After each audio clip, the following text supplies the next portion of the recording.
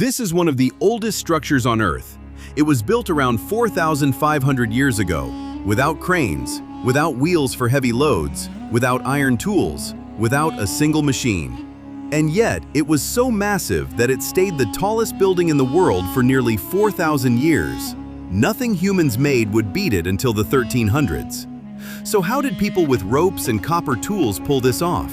For centuries, nobody could agree. But recent discoveries have finally started to crack it, and the answers are stranger than the myths. Let's start with the scale, because it's hard to believe. The Great Pyramid is made of roughly 2.3 million stone blocks. The average block weighs about 2.5 tons, as much as a car. Some weigh over 50. Now do the math. If it took about 20 years to build, workers would have had to set a block into place roughly every 2 to 3 minutes, all day, for 2 decades straight. That alone tells you this wasn't chaos. It was organized like a machine. But here's the first myth to kill. They were not built by slaves.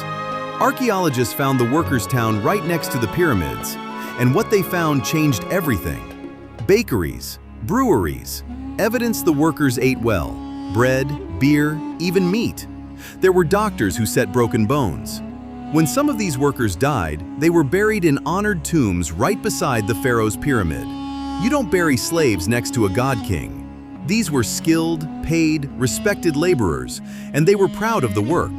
So we know who built it. The harder question is how they moved those stones.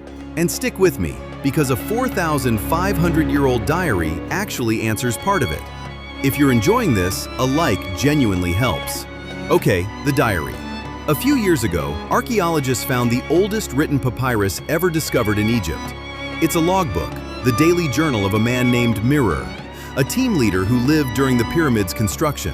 And it describes his crew hauling giant limestone blocks down the Nile by boat.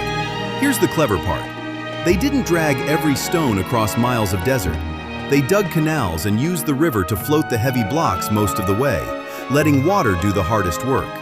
Some researchers now think a long-lost branch of the Nile ran right up to the pyramid site, which would explain a lot.